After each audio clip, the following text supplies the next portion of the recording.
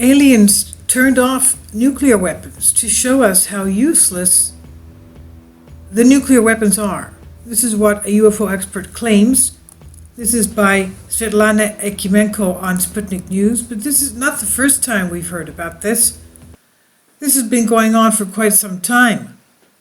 And these people are credible people. They're engineers and scientists who claim that this has happened in front of their eyes. Now, as far back as in 2008, a group of former Air Force officers shared their incredible accounts concerning these UFO ET allegedly demonstrating distinct interest in the nuclear weapon sites here on Earth. Since then, lobbyists urged heightened efforts to force the US government to declassify everything that it knows about extraterrestrials. Not just the interference with these missile sites and nuclear sites, nuclear bases and storage facilities, but also, of course, their encounters with the US Navy pilots recently in 2004 on the West Coast, but not only on the West Coast with the Nimitz and Princeton encounters, but also on the East Coast. And they say that these extraterrestrial aliens have been turning our nuclear weapons on and off. On and off. Can you understand how dangerous that is? This is life-threatening. If they turn these things on and off to demonstrate how useless they are as weapons against them, they can control them at any point in time. This is what an activist claims. He's seeking to end the government ET truth embargo, and this is what he claimed on Daily Star Online. In other words, what are we so proud of with these nuclear missiles that we could be using them against what? These people that turn them on and off as a light switch? Stephen Bassett is a founder of Paradigm Research Group, PRG. It's been engaged recently in a tireless effort to shed light on the truth, quote unquote, about extraterrestrials and UFOs. And he claims that several witnesses observed unidentified aerial phenomena, as he says, in line with U.S. Navy's official definition. That's what they call the UFOs. They call them unidentified aerial phenomena. So they don't call them UFOs. Unidentified flying objects. Anyway, big deal. Manipulating our own nuclear weapons with ease and even turning them off. The expert is quick to downplay any fears that this constitutes a threat to humanity. Of course it's a threat to humanity, but he's downplaying it. What can he do? He doesn't want to create panic, obviously. He says this actually shows us that the ETs and the unidentified aerial phenomena, UFOs, support nuclear disarmament. They turned off our nuclear weapons repeatedly, he says. Does that mean they are bad? The witnesses to the events, and there are many, generally believe that it is not an ominous thing, but rather a message. And he says, it wasn't a threat, but a message that these things are useless. As if they're saying they certainly are useless against us. All you're going to do is kill yourselves, and we can't turn them off. We cannot turn them off at will. Why don't you just get rid of them? That's how the witnesses, by the large and the majority, have interpreted this as what they get as a message. This is by far not the first time it's been claimed that these alien beings have been shutting down nukes and showing interest in military bases. Former U.S. Air Force Lieutenant Bob Jacobs, one of the group of former Air Force officers, also included Robert Salas, who appeared back in 2008 on CNN's Larry King Live to make this claim that UFOs activated missile systems at 5 Air Force bases in 5 different states. This is mind-boggling. This has been going on like systematically. Can you understand? This is not just one or two times. This is I don't understand how the government has kept this under wraps all this time. 5 times in 5 different states. They activated the missiles. The UFOs activated the missiles at 5 Air Force bases in 5. This is ridiculous. I'm getting shivers. This is ridiculous. But the United States government had reportedly covered up the information. Of course, what could they say?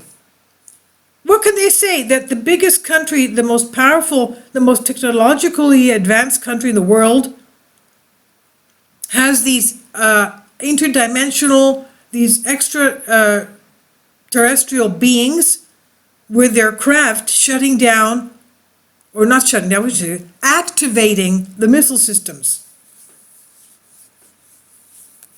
I mean, so Bob Salas, a former U.S. Air Force captain, and Bob Jamieson, former U.S. Air Force officer, made these sensational claims during a missile test. An object, they say, shot a beam of light at the warhead in what has been called the 1967 Maelstrom AFB UFO, Maelstrom Air Force Base UFO incident, when missiles in the middle of Montana were reportedly rendered temporarily inoperable. The Air Force investigated this secretly, I believe through 1972. I think this thing was not of this earth. I'm convinced it was not built here because it was able to send signals to each of our missiles separately. The guidance and control equipment was upset in each one, Salas said. He was asked, and he says, by commanders to sign a non-disclosure document in which he pledged to never talk about the incident. Well, he's talking about it now. He did actually talk about it, so now what? Bob Jacobs, former U.S. Air Force photographic instrumentation officer, claimed a UFO showed up on film that he shot in 1954 at Vandenberg Air Force Base, and that was later confiscated by CIA agents. Stephen Bassett previously told Daily Star that NASA is forced by the U.S. government to shut down the ISS live feed when aliens put in an appearance. Now, whenever you have an unexplained UFO coming across the screen, if they can catch it, they turn off the live feed so that people don't get images of them. However, there are people that manage to get some kind of a glimpse of UFOs before the live feed goes off a couple of seconds later. Bassett, who has long campaigned for the government to end the embargo on the truth concerning UFOs and extraterrestrials here on Earth and how they interact around us, recently claimed that NASA essentially has had, quote, hands tied, end quote, when it comes to concealing UFO appearances. The director of Paradigm Research Group, which was founded in 1996, Bassett, has been working to end the government-imposed embargo on truth concerning the UFO phenomena.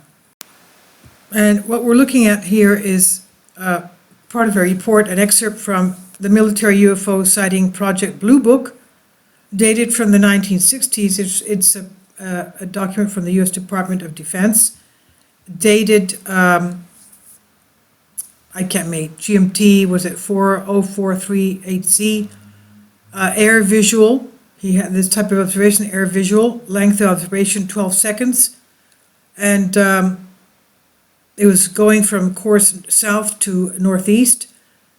Summary of sighting says, very bright light with irregular edges, roughly round in shape, about half the size of a full moon, speed about 1/3 that of a falling star, meaning a shooting star. That was just pretty fast. Okay, a shooting star goes down fast, but 1/3 of the speed, so it was going fast anyway. That was one of the reports.